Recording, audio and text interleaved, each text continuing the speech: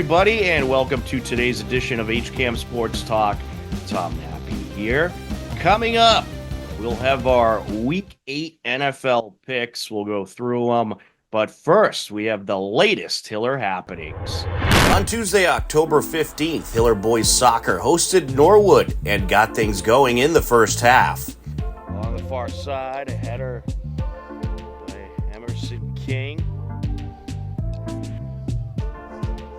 Trying to break through is Bauschman. And here comes Bauschman. Approaching, takes it, got it! Hiller strike first. Zach Bauschman, the senior midfielder, makes it 1-0.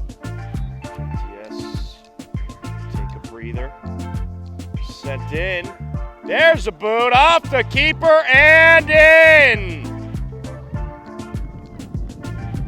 Another score for the Hillers.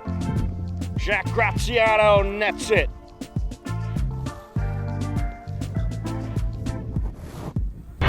Hillers net a pair of goals in the first half and would net another in the second and take the 3-0 win. Hillers improved to 4-7-2. Norwood falls to 1-10-1. Zach Bauschman, Jack Graziano, and Owen Champlin net the goals for the Hillers in their win. On Wednesday, October 16th, Hiller Girls Volleyball hosted Holliston. We wanted to take a moment to acknowledge a major milestone that happened at our away game at Bishop Feehan on Friday night. Adriana Aquino had her 500th career kill against Bishop Feehan in the second set.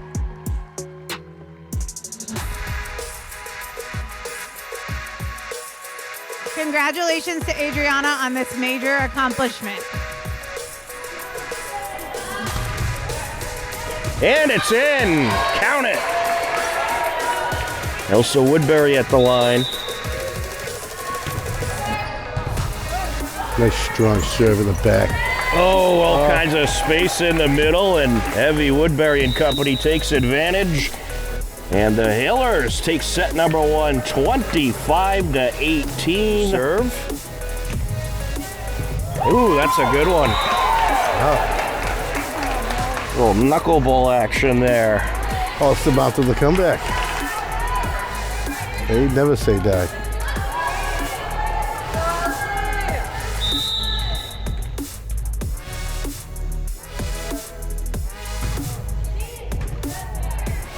Abby Patty with the setup, the smash over, and the Hillers take it. 25-19. Hillers are now up 2-0.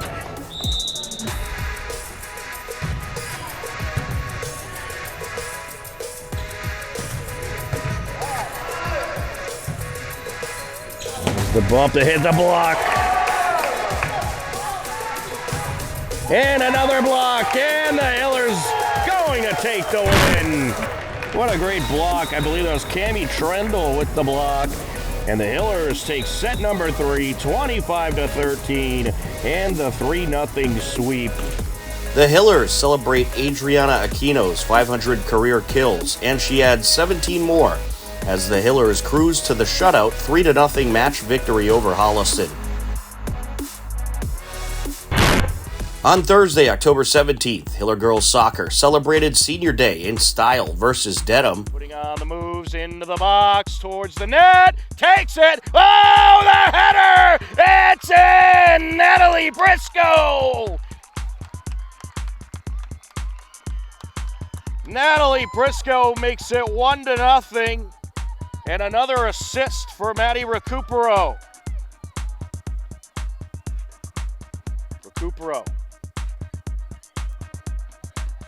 Recupero looking to center it up, gets it in. Briscoe looking for the shot, takes it, and she has another! Natalie Briscoe, the freshman, having all the fun on Senior Day. Hillers led 2-0 heading into the second half. We just continue to have possession, right? I mean, they just move the ball around so elegantly, you know. Carney along the sideline, putting on the moves, crosses it over, gets by the keeper, and it is put in. Tedstone. That is Nicole Tedstone making it 3-0. From a Kulkarni assist. Oniga down there on the end line.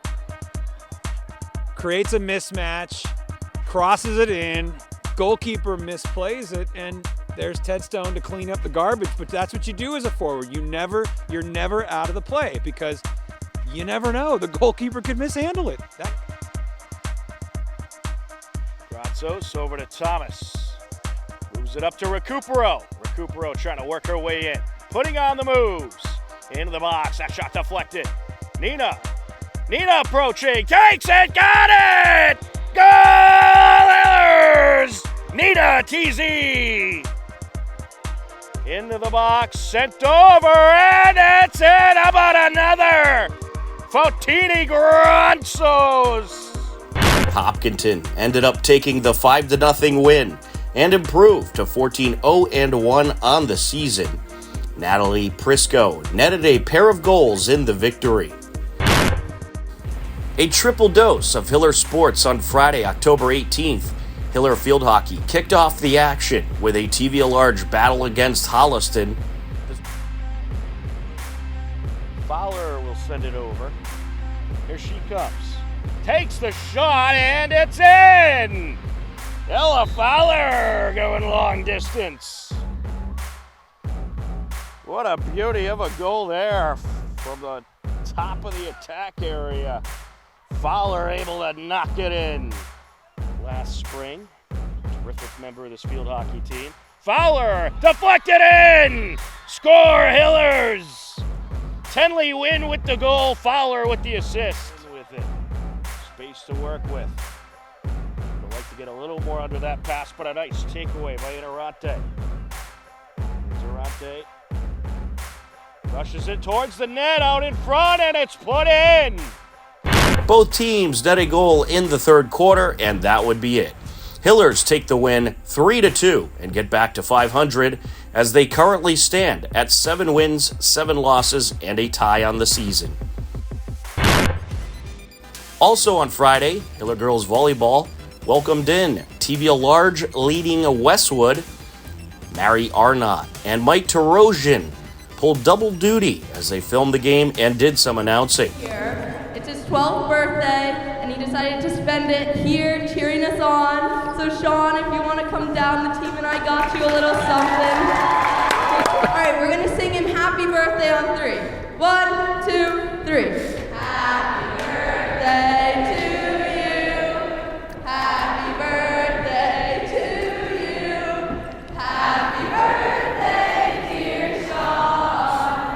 Happy birthday to you. Aquino serving up set point. And there it is, mishandled by Westwood. Puckett takes set number 1. We need 10 more of those straight to stay in this game. Well, now we need 9. We can do it. Yeah, they're not going to get it that way. Yeah, there it is. And there it is. You called it, Mike. Don't happen too often. 25-20.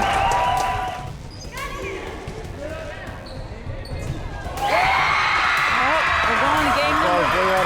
Way out of position to set that. So there you have it. Hopkins goes down.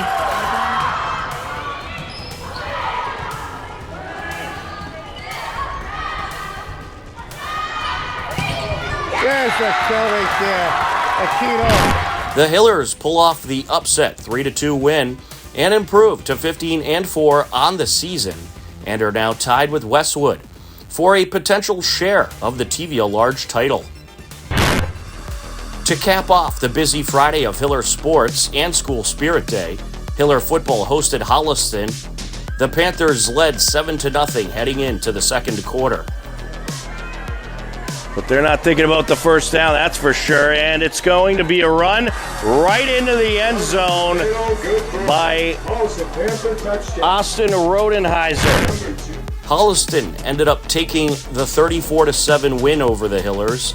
Hopkinton falls to 1-5. Holliston improves to 3-3 overall. Hiller Unified Basketball and Cross Country also had big games last week. You could catch the recap of that action in separate segments. Hello, everybody. Welcome to this segment of HCAM Sports Talk. Well, we just had week 7 of the NFL season. Certainly not a good week for the New England Patriots, who took on the Jacksonville Jaguars in London, got absolutely dismantled in that game, and they just have all kinds of problems going on right now. It seems like, unfortunately, it's going to be a lost season for our beloved New England Patriots, but there was some great action, and we do have our Week 8 NFL picks as well. But first, let's take a look at how we all did in Week 7. Unfortunately, the guys couldn't join us today, but I'm going to take you through our picks, and I do have some of their picks that were submitted. And here you go. Here's a look at our Week 7 NFL picks. You can see them on our website, hcam.tv. There's my record. I went 9-6. Jared went 10-5. Andy Barron won the week, going 11-4. And we had Mike Terosian over here at 9-6, and Steve Watson went 10-5. Our overall records, I'm still in first, thankfully, with a record of 68-39. Jared's closing in a little bit, 4 games back at 64-43. Andy picked up a couple games. He's 61-46, 7 games back. Mike Terosian, he needs to pick up the pace. He's 58-49, 10 games behind me, who's in first place. And Steve Watson, 64-43, just 4 games out. So it's a close battle in our weekly NFL picks. It's always fun doing the NFL pick segments. And we'll certainly have more of those in the very near future. But we do want to take you through our Week 8 NFL picks. Thursday night football. We got Minnesota Vikings at Carolina Panthers. I got my picks, of course, and I got Andy and Steve's picks. So me, Andy, or I should say Andy, Steve, and I, we are all going with the Minnesota Vikings to take down the Rams on Thursday night football. The Vikings, they had a rough loss last week to the Detroit Lions. It was a close game. What an entertaining game it was as well. Really could have went either way, but the Vikings, they are a very good team, excellent defense, very good offense, and Sam Darnold is fitting that system perfectly. So we all think that they'll have no problems taking care of the Rams, who have struggled as of late. And also just reported recently, Cooper Kupp, the key receiver on the Rams, is now on the trading block. So all kinds of mayhem going on with the LA Rams. Moving on to the Sunday games, Baltimore at Cleveland. Again, me, Andy, and Steve are in agreement. We are all going with the Baltimore Ravens. The Cleveland Browns, they have had trouble producing any type of offense, and to make matters worse, their starting quarterback, Deshaun Watson, got hurt last week, so he will be out for this game and potentially the rest of the season. So I think they're now on, and Jameis Winston is also hurt, their backup. So I think they're on their 3rd or 4th string. So we all think that Baltimore Ravens will have no problem in this game, and the Ravens just decimated the Buccaneers on Monday Night Football. And, you know, it was only a 10-point score, but the Ravens were in charge that pretty much that entire game. So they'll have no problem here against Cleveland. Tennessee Titans at Detroit Lions. Yet again, Andy, Steve, and I are in agreement. Detroit Lions, they might be the hottest team in football right now. There's no stopping them at this current point. Titans, you know, they gave Buffalo a bit of a run last week, but they don't have what it takes to keep up with this high-powered Detroit Lions offense and this very good Lions defense. So we are all in agreement that Detroit Lions should get the win over Tennessee. Indianapolis Colts at the Houston Texans. Well, typically we're not this much in agreement, but yet again, we're in agreement that the Houston Texans will get the win. They're at home. They're a little bit better than Indianapolis. You know, I could see a potential for an upset here since it is a divisional game and you get some crazy results in those divisional games. But Houston, they almost beat Green Bay last week and probably should have, but ended up blowing it in the late minutes of that game. But they should get the win here this week against Indianapolis. Green Bay at Jacksonville. Jacksonville, they beat the Patriots last week, but they're not a good football team. Let's just face the facts. So we're all in agreement once again. Green Bay Packers should take care of the Jacksonville Jaguars. Arizona at Miami. Well, we have some disagreement here. I am actually going to go with Arizona. They sold me after that Monday night performance. They got a good win against the LA Chargers. I think they'll do it again here. Miami in a messy situation. Now, the good news for Miami is supposedly Tua Tagovailoa is coming back, but still, even when he was the quarterback, they still had a bit of a problem finding offense. They should be able to find a little bit more this week, however. But I think Arizona is going to get the win. Steve thinks Arizona is going to get the win. Andy thinks the Miami Dolphins will get the win. So that should be interesting. New York Jets at the New England Patriots. I don't think any of us are picking the Patriots again this season. They are terrible. They are going through all kinds of turmoil and mayhem and crazy stuff right now. And they have all kinds of injuries. They have no offensive weapons. Drake May has looked good. He certainly has looked better than Brissett, but again, no offensive weapons. A lot of their defensive pieces are injured. The key defensive pieces, I might add, are injured. So, Andy, Steve, and I, we're going with the Jets this week. Atlanta at Tampa Bay. This is a tough pick. I took Tampa Bay last week against Baltimore. They let me down in horrific fashion. Baker Mayfield played pretty good, had a couple bad interceptions, however, but was launching the ball all over the field and did a good job at finding their weapons, Mike Evans and Chris Godwin. But the problem is Evans and Godwin both got hurt that game. Now, the good news is we found out that Godwin is likely going to come back this season and that the injury wasn't as severe as initially thought. So that's the good news there. Mike Evans, he has had ongoing hamstring problems, so he might be out more of a longer term, which could negatively affect this Bucs offensive attack. But seeing how the Bucs struggled last week and seeing how it's a divisional game, I'm going with the upset this week. I'm going with the Atlanta Falcons to take the win over Baker Mayfield's Tampa Bay Buccaneers. Andy and Steve disagree with me. They are taking Tampa Bay, and they could very much be right. I'm sure Tampa is not going to be very happy after that bad loss to the Ravens last week. Philadelphia Eagles at the Cincinnati Bengals. This is a tough pick. Philly finally showed that they could produce an offense last week, but they didn't do it against a very good opponent. They played the New York Giants and ended up dominating that game. I think the Bengals are going to take this game against the Eagles. I think this is when the Bengals start coming into their own a little bit. They always struggle in the beginning of the season. And I think in this game, they'll come into their own and they'll get the win over the Philadelphia Eagles. Andy is going with Philadelphia, and Steve agrees with me that Cincinnati will take the win. The 4 o'clock games on Sunday, New Orleans at LA Chargers. We are going with the LA Chargers across the board. The New Orleans Saints, another team that is just dealing with tremendous amounts of injuries. I think they're down to their 3rd and 4th string quarterbacks, and they have had a lot of trouble producing any type of offense with that situation. And the Chargers, they just had a pretty bad loss to Arizona last week. So me, Andy, and Steve, we all think the Chargers recover this week and get the win over the Saints. Buffalo Bills at the Seattle Seahawks. We are Buffalo across the board. This Buffalo offense, they are clicking right now. They're putting up a lot of points. Seattle playing a little bit better.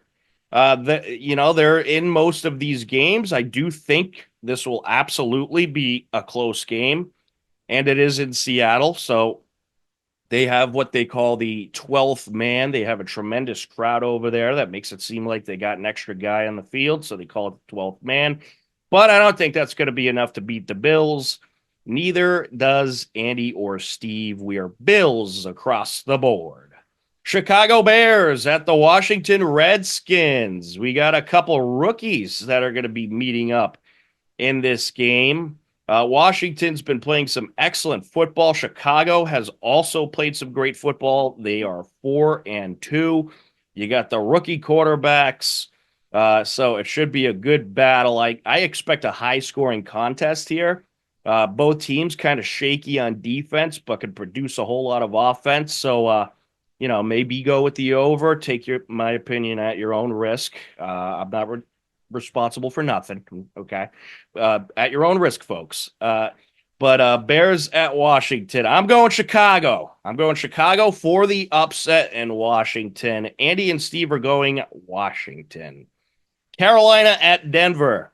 I think this is maybe the only time you'll find that word Denver across the board. They're taking on arguably the worst team in the NFL, the Carolina Panthers. Broncos, their offense has looked a little bit better the last couple of weeks. They're finally starting to produce some points. Their defense has always been strong. So Andy, Steve, and myself, we are going with the Denver Broncos. Kansas City Chiefs at the Las Vegas Raiders. I got upset alert written all over this game. The Raiders are always that weird division team that somehow end up beating the Chiefs, but none of us can go against the Chiefs right now. They remain undefeated. They remain at the top of the NFL. And until they lose a game, I don't know if any of us are going to pick against the Chiefs. I mean, they have proven us wrong time and time again. They just got off a dismantling of the San Francisco 49ers last week. They took them down 28-18, but the game was a lot further apart than the score indicates. 49ers, they had some last-minute points, but the Chiefs dominated a very good 49ers team. So we're going Chiefs across the board, but please note to proceed with caution since it is a divisional game. All right, moving on to Sunday Night Football. Dallas Cowboys at the San Francisco 49ers. Well, the Cowboys right now, they're coming off a bye week, which they desperately needed, or are they? Just looking back real quick at the picks here. Yeah, I think they had a bye week last week. So, but they have had all kinds of trouble recently competing really with anybody. They've had all kinds of problems producing offense. And the 49ers, they're going to come into this game quite irritated after losing to the Chiefs last week. And I believe they also lost the week before. And they lost another close game. So they're going to be quite irritated. Actually, they beat Seattle the week before. But they did have another bad loss before that against Arizona, actually. So that was a shocker. And that's what I mean. You got a good 49ers team, great defense, great offense, but they go into those divisional games against Arizona, who has produced next to no offense and a decent defense over there. But the divisional games can get crazy. That's why you get a lot of upsets in these divisional games. And there's a whole lot of divisional games this week. So proceed with caution, folks. But Andy, Steve, and I are going to go with the 49ers since the Cowboys have looked like quite a mess. And that's your Sunday Night Football game, Dallas at San Francisco. 49ers across the board.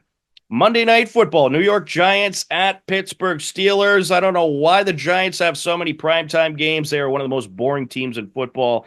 They can't produce any offense at all. They might be they're probably not as bad as the Patriots offensively, but they're pretty close.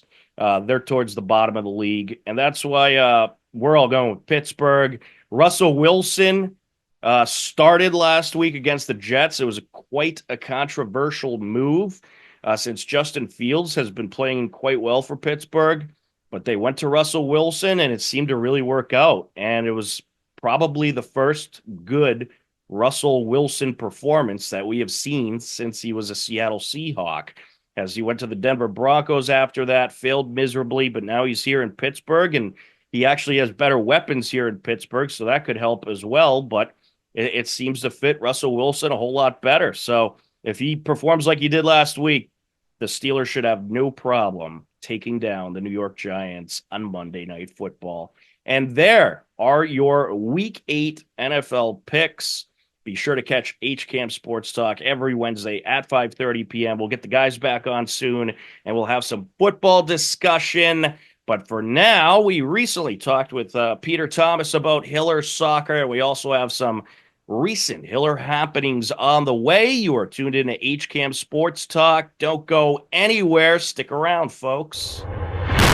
On Monday, October 7th, Hiller Girls Volleyball had their annual Dig Pink game to raise breast cancer awareness as they hosted Norwood. Steve Sweetapple and Matt Clancy were on the call. Norwood not going away easy here. Hopkins has got to realize that. 24-18. Forbes serves it into the net, and that will do it for set number 1. Hopkinton takes it 25-18. Hopkinton up big here in set number 2. Adriana, another good serve. Figueredo couldn't handle that one. 25-7. Hopkinton takes. Nice serve. Liv handles it though. Here, back set for Adriana with a big swing to finish the match. Hopkinton takes the third set, 25-21, and the match. What a win for the Hillers. The girls win their third straight game. Elsa Woodbury tallied 11 kills. Adriana Aquino served up 8 aces. The Hillers got the sweep over Norwood and then went and got the sweep in Dedham on the road on Wednesday, October 9th. The Hillers are now 12-4 overall. The Hillers now have 9 sweeps on the season. On Tuesday, October 8th, Hiller boys soccer battled Medfield. In the Hiller territory, flying up the field, Charles Kermy into the box along the end line, sends it out and in. Wow, that was a tough angle to take that shot at. Medfield took a 1-0 lead heading into the second half, and they would net 2 more goals in the second half and take the 3-0 win over the Hillers. Medfield improves to 7-3-2. Hillers fall to 3-6-2. On Wednesday, October 9th, Hiller Field Hockey hosted Norwood. It was a 1-1 game until the third quarter. Norwood would end up netting 2 goals in the third quarter and another in the fourth, and took the 4-1 win over the Hillers. Norwood is at the top of the TVL with a 10-1-0 record. Hillers fall to 4-5-1. On Friday, October 11th, 11-0-1 Hiller Girls Soccer hosted a good Dover Sherborne team after a 3-3 tie on Tuesday in Medfield. It was a scoreless game until the second half. Recupero working the end line. Closing in. Takes it. Oh! Goal, Hillers! Maddie Recupero with her 40th career goal.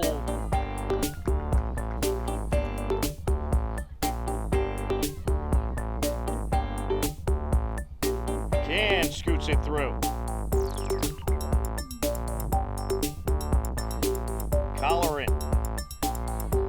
Over to McCann, who airs it out. Oh, it's in! Ashley McCann goes long distance. Clark airs it out. And there's a boot, and it is a goal for none other than Maddie Recupero, second of the game. On the far side, Natalie Prisco crosses it, header in! Riley Colleran off a beauty of a cross. Maddie Recupero nets a pair of goals in the win and tallies her 40th and 41st career goals, and it was her 19th and 20th of the season.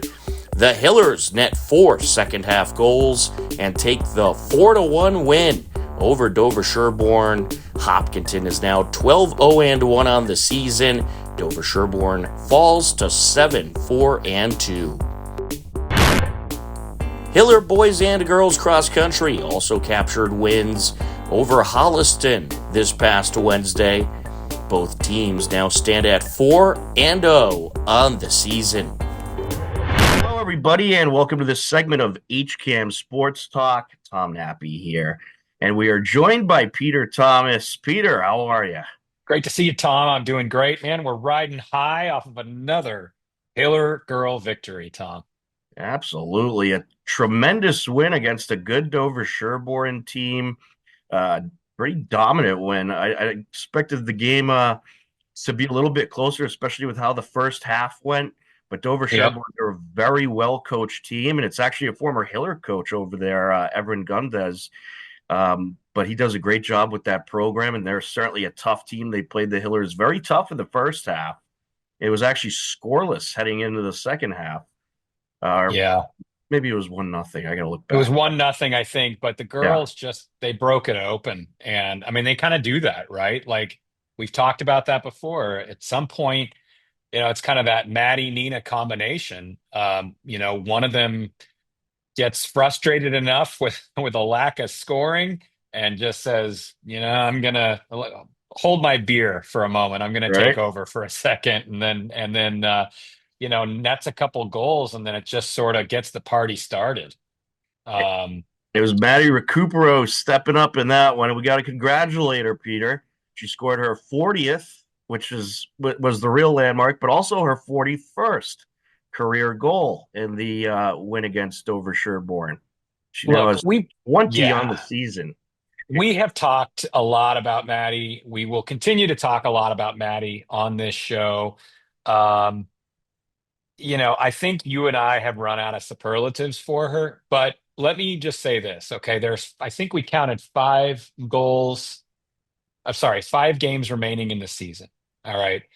Georgie Clark had from last year, our viewers will remember, I think Georgie has 52 career goals. Correct me if I'm wrong, Tom.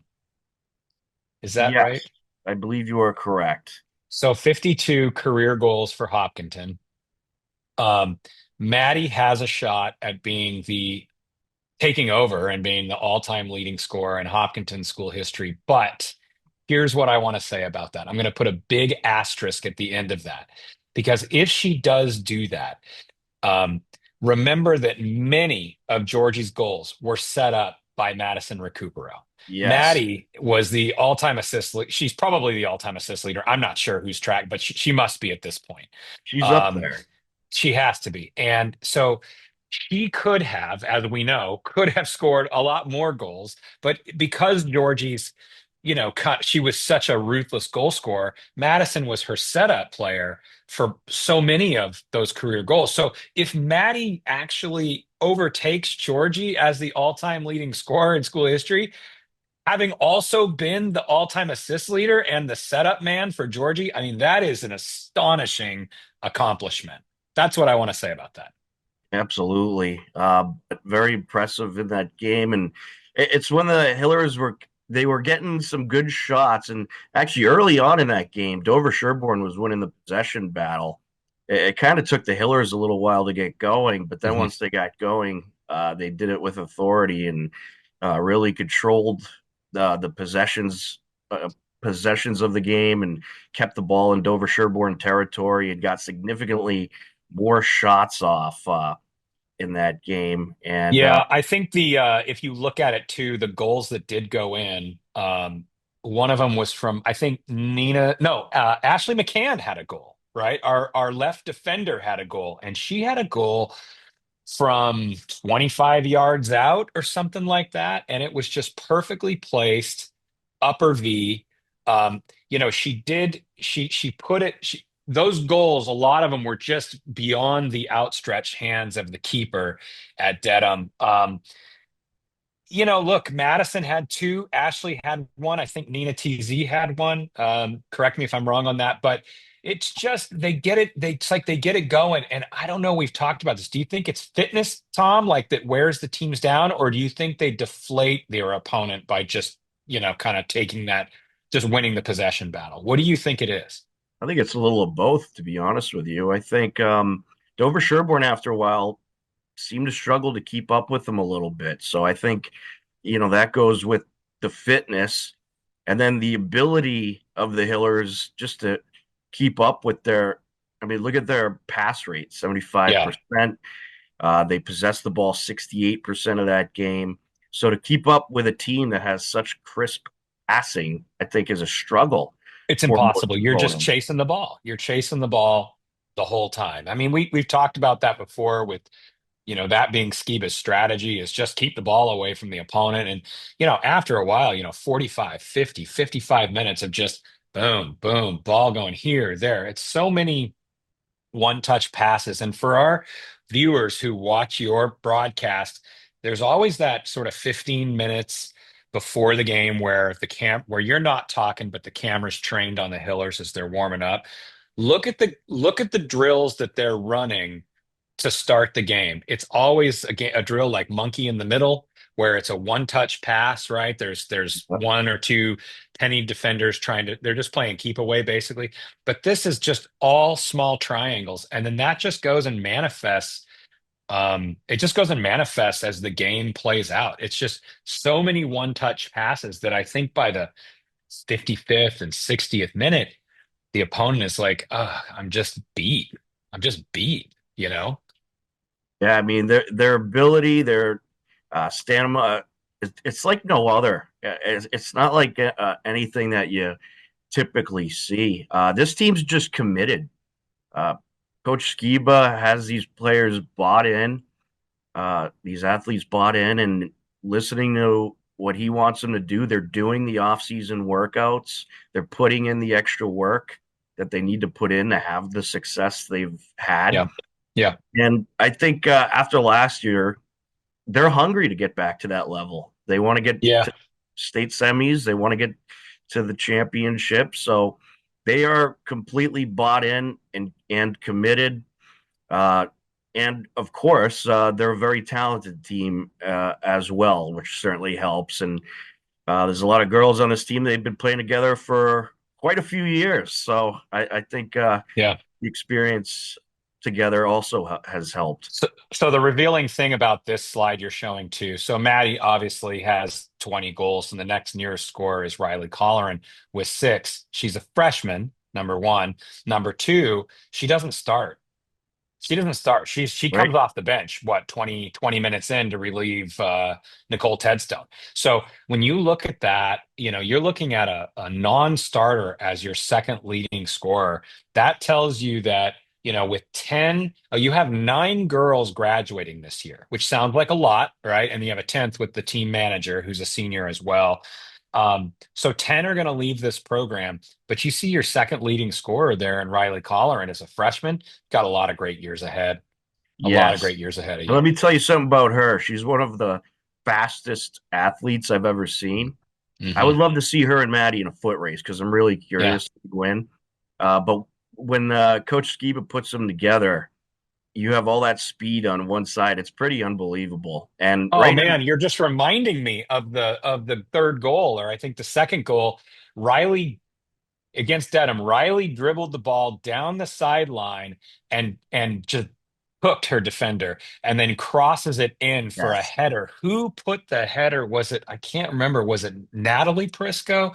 I can't remember who scored that goal, but it was like you couldn't diagram it better than that. It was beautiful. And that's the speed you're talking about. Oh, it certainly was. I want to say, was it Alex Clark who was playing up? It might have been Alex. I think it might have been Alex. Defense. Yeah, she's pretty good in the air. And I should have my score sheet in front of me, but I didn't come prepared. So apologies, folks. But I believe it was Alex Clark. And then I know the long distance goal, which was really impressive, was Ashley McCann. Nice to see her get on the board there, right, for the first goal of the season. Nice to see your defenders stepping up and making a difference there, huh? The way she kicks, She might be able to score from midfield. I don't know, but she has a boot. Pretty unbelievable Indeed. goal. Indeed. And then, So what are they looking at? Yeah, what does it look like here? Is that well, those are the here's standings. your Yeah. standings. I think it's very safe to say that Hopkinton Hillers will be crowned as the TVL large champions. I don't see anyone catching them. The standings in no particular order, as you might realize. Hillers 11-0-1. No, the closest team is Holliston 9-3-1. So Holliston is still technically in the running. The Hillers haven't clinched yet, but I don't see Holliston catching the Hillers. But they got 5 games coming up, and it's against league rivals, division rivals. So you can't really, you got to take all these opponents seriously, as I know the Hmm. Hillers are going to Hmm. anyway. You Hmm. got Norwood coming up. So that'll be an interesting one. You'll probably get a lot of the younger players some experience in that game and have Yeah, some. is that the Thursday game, Tom? Is that the one that's coming up here this Thursday? That's going to be Tuesday in Norwood. The game Okay. we'll have on HCAM is Thursday against Dedham, who is 4-8-1, but they're a good team. Dedham typically has a good program, and they had a tough schedule, so you don't want to take them too lightly. But then the real big match is going to be at Committee and Field in Holliston on Tuesday, October 22nd, where you got Holliston. And you could actually, I believe, if I think you could clinch. I think that win would clinch the TVL large. So that could Yeah, be I the mean, title game they right played there. Holliston on September 10th and they dismantled them. They won it 8-1. Okay, that was Yep. real early in the season. That was the third game of the season. That was the first game Now, of the season, actually. so Or okay, so first home game. Holliston first home game of the season. Yeah. So Holliston has come back since that defeat and won 9 times. So you know that something is going to be different. That's going to be a better game than it was Oh when they yeah. saw him early in the season. They must have been missing somebody because they've gone on and played pretty well. So I think that's a really good match. But speaking of the Dedham game on Thursday, that for our viewers, that's senior night. So you're going to see a lot of Hopkinton seniors. This is their last, this is like the big night where we honor the seniors. They come out on the field.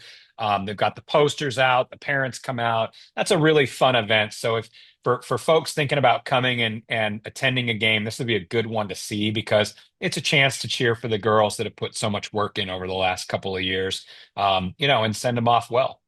Well, that won't be the Holliston game. They're on the road that No, game. that's the Dedham game. Dedham That's game. this Okay. Thursday. Yeah, Are you exactly. going to be there, Peter? Of course I will. I'll be Oh, on the field. all I right. got a senior. You'll have Of to come course. visit us. Yeah. And then listen to this, though. This is how they end their season. Holliston, Westwood, Ashland. That's a tough stretch to end the season. But it's also good they end the season like that because you're getting playoff caliber teams 3 in a row heading Yeah. into the playoffs. 100%. 100%. And yeah, and look at our ranking now, right? 5th. That's Yeah. the power rankings, right? And we got 5th right now. They were actually 4th until that tie against Medfield. That actually, I think, moved them down a tad. But they still have a chance to get to number 4 or 3.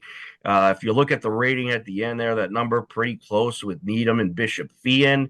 I don't know if you'll catch Wellesley or Natick, but I think they could. If they win out, I think there's a chance they end up at number 3 heading into the postseason. But don't quote me on it. It'll also depend, of course, what Needham and Bishop Feehan do because they could win out too and maintain their rating that's slightly over the Hillers. So chances are they're going to finish in the top 5. Hopefully, they'll be able to finish in the top 4 because then you have home games up until the semifinal or the quarterfinals. Yeah, I So, think actually too, if I remember, I heard a rumor. You can see Natick had a tie there. I believe the team that tied Natick was Brookline, who the Hillers defeated 3-0 on October 5th. So that's to me, that is pretty interesting because Brookline, the Hillers took care of them in a hot second. And yet Natick struggled with them. So I don't really know. I didn't see the game. I don't know what was going on there, but that tells me that Natick team might be faltering a little bit. I don't know. You don't know what happened in a game, but it was uncharacteristic for Natick because they're such a strong program. It was Right. uncharacteristic for them to have to be drawn into a tie there. Well, I mean, Um, Brookline, they're ranked seventh, and I know their record's 4-5-3, but yeah, their yeah, schedule is tough loaded schedule. with D1 teams, so that's Yeah. why they're ranked so high. Yep. And most other schedules aren't so loaded with D1 teams because it's a league thing. In the TVL, the Hiller girls are the only D1 team, so they have to book all D1 teams out of league. So obviously, you're not going to get as many of them as a team like Brookline that has a bunch of them in their own division. So, Yep. 100%. but yeah, I mean, that was the win for Hopkinton, that win over Brookline that really moved them up the rankings, because going into that game, they were hanging around the 11th seed. So Hmm. it was that win that moved them up there and gave them the We boost that they needed. we got to get into the top four. We got to have that home field advantage. I agree. It's pretty important. You want to get that home field advantage. Every game's going to be tough in this D1 bracket. There's not going to be an easy game. So playing at home, it's a little easier, but obviously this team, I think they're willing to play anywhere, anytime. But obviously, Very with deep bench too. You look at some of those names. I mean, just a super deep bench the Hillers have. I mean, you got it's. I almost think, I mean, you look at Riley, going back to Riley and Nicole. Nicole's the senior. You start Nicole, sure, but I think that teams, when Nicole subs off, they think, oh, finally my defense is going to get a little break, and then you put Riley on, and it's like, no, yeah, no, it just got worse for you, not better, right? And you look at some others that come on.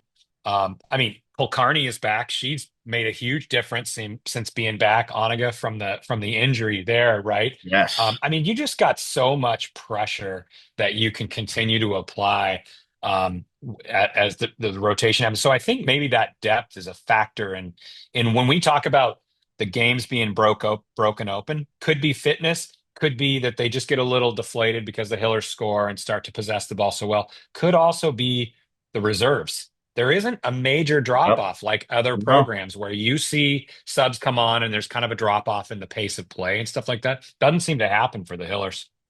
no, it really doesn't. The depth is what will help this team in the postseason. You need that depth. Those are the teams that win championships, the ones that are ultra deep. And, we talked about a number of the veteran athletes they have on this team, if you will, but think about some of the new girls that came in this year. Natalie Prisco, who's been unbelievable. She provides a boost when you need it. Of course, you got someone like Fotini Gransos and Alex Clark. Yeah. Uh, you know, they may start sometimes or be reserves most of the time, but they come in, they switch things up, and they could keep that same momentum going. So when your starters are starting to get a little bit tired, you still got a bunch more talent that you could bring right into the game and pick up where you left off. And depth is Yeah, and everything. that sheet you're showing comes off of the Huddle system, which is the camera for our viewers that don't know. It's like the camera that tracks the game and all the metrics and stuff like that. And I'm counting on the sheet because I'm looking at the same one. There are 18 players on the team that have taken at least one shot, because that's how you get on the huddle board, is to Yeah, take a shot, and that's when it starts to track you. Okay, 18 players. There's only like 20 on the roster or something like that. I don't yeah. know. So basically everybody, almost every player has taken at least one shot in a game. That'll tell you the depth of this team. Fun Oh, team to watch, man. absolutely. Fun team to watch. It really is, and Coach Skiba has fun with it, and you see sometimes he'll put people different places than normal, and these girls on this team, you can put them anywhere, and they're going to compete, and they're going to be tough to deal with for sure. But believe it or not, Peter, that is just about all the time we have for this segment. We'll certainly do it again in the very near future. And maybe next time we'll be talking about probably the last 3 games or so in the postseason. But any closing thoughts about this team? Well, I said it at the very first episode. They will win the TVL. I stand by my prediction. Let me see. Can I come up with a bold prediction? I think they're going to be ranked 4 going in. They're going to finish out strong. And I think that the power rankings, they should have no choice but to look at the math and go, yeah, makes sense. Hiller should be in the top 4. They're going to be 4 or better in the power rankings. That's the next goal to hit. They've already got the TVL, but they're going to, yeah. And Madison, she will be the all-time leading scorer. She's got 5 games left to do it. She's got to hit 8 goals in 5 games. I think she can do that. Now that She'll is set a a goal bold for prediction. herself. That's a bold one. I know. But that's a bold one, but I'm rooting for like her. it. I am rooting for her. Absolutely. She certainly has the ability to do it. We know that. That's for sure. You see what happens when she puts her mind to something. Yes. So, yeah. Yes. And I'm sure there's part of her in there that's aiming for that, I'm sure. Oh, I'm sure she is. But all right, well, it should be fun. We look forward to their games this week, and we'll talk again soon to Peter Thomas about Hiller girls soccer and maybe talk about some of the boys as well in the next segment. But we thank you for watching this segment of HCAM Sports Talk. We'll have more in just a bit, so stick around. On October 30th, we'll have episode 2 of the new HCAM series, TVL Sports Net, a series that takes you around the TVL through the 12 tremendous TVL programs. Here's a sneak peek at the second episode, airing at a time to be announced on October 30th. Bellingham Blackhawks girls volleyball started off the season 8-0 before losing their first match in a cross-TVL matchup versus Hopkinton. They look to get back in the win column at home versus Holliston. Pete Royce from ABMI TV caught up with some of the team and covered the action. Okay, joined now by head coach Steve Montagani. Steve, what a season. What do you attribute to this great start for the Blackhawks this season? I think it's the team chemistry. I think the girls all get along. They work hard and practice together, and it's really shown on the court. And you've had some big wins, only one loss. What does the loss mean to you at this stage of the season? I think it was a good loss. I think it teaches us a little bit about being ready to play in all the big games, right? We have a lot of tough teams in the TVL, so not a bad loss by any means, but, gets us off the ride of trying to be perfect. Okay, and at this stage, number 1 team in the state. How does that feel? Too early to talk about that. Okay, good luck, Coach. Thank you. Joined now by the captains of girls volleyball here at Bellingham, Taylor Callery, Jacoby Houston, and Val Nolan. Taylor, let's start with you. What an incredible season. What do you attribute this great season for the Blackhawks so far to date? I think a lot of our players, we play in the off season, so I feel like a lot of that helps. That we all have built a good knowledge of the game to bring together, to go forward and build together, and I feel like we're all very close, and I feel like that's helped a lot too with our chemistry. Definitely, I say, yeah. Good. Okay, and we'll turn to Jacoby Houston. Jacoby, what's the season been like so far this year? Our season's been good. Our results been good. We have a very good family bond right now going. So. What is it about volleyball, Val, that makes it special to play? I think definitely the chemistry. It's such a team sport, and everyone has a job to do on the court, and we just all execute it really well, and we just have fun while doing it. Okay, well, congratulations, girls. Good luck tonight. Thank you. Callery, try to end it for the Hawks this first game. And it does not get over, and the Hawks win it 25-13. 18-15, Milani. She is fun to watch. And Milani, I believe, is only a sophomore. Is that correct? Yes. Correct. Sophomore. Yeah, had an incredible season last year as a freshman, building strong off of that season this year. Taylor Callery with the serve for the Hawks. And that's going to be a point. So 2 in a row. Hawks close it to within 2, 18-16. Remember, they trailed 18-14. Hawks by 3 at set point, 24-21. Can the Hawks make it 2 straight sets? Serving is Sophia Soto, the libero. Here she goes. It's the win The serve was good, placed perfectly, and the Hawks win it 25-21. Mia Milani serving. From the back line, will have to get over, and that is out. Just long. Hawks by 3, 22-19. Nolan serving to try to end it for the Hawks tonight. Her serve is true. It's in the air. It's going to be on the ground, and the Hawks win it. 25-19. As of October 9th, Bellingham stands at 13-2 after 4 straight wins versus Ursuline Academy, Ashland Norton, and Millis. Team leaders for the Blackhawks include sophomore Mia Milani with 163 kills on the season. Junior Val Nolan has been racking up the service points with 53 aces, and sophomore Sophia Soto has tallied 241 digs during the season so far. Bellingham is currently up on second place Medfield by 1 game for the TVL small title, but they'll meet up with the Medfield Warriors on Friday, October 18th for a possible title-clinching match. The 3-0 Medway Mustangs hosted 2-1 Westwood Wolverines in a cross-TVL matchup on Friday, October 4th. It was a scoreless game heading into the second quarter. Medway quarterback Garrett O'Mara connects with Logan Kramer for a 52-yard touchdown with 6:05 left in the second quarter. The Logan Keeney extra point was good, and Medway took the 7-0 lead, and the score would stay the same heading into the halftime locker room. At the half, Medway recognized members of the Mustangs football and cheer team from the class of 1974.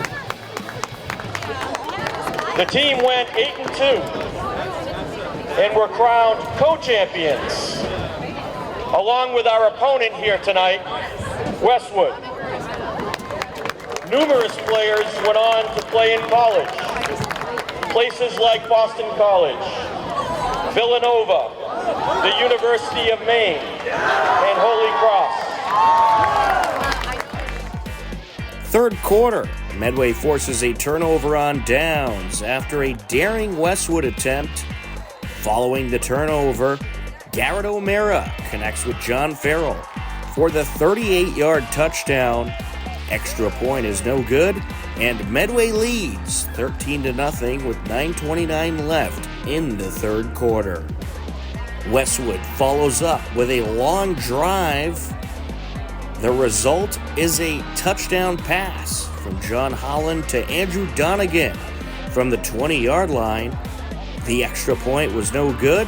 It remains a 13-6 game with 4:15 left in the third quarter.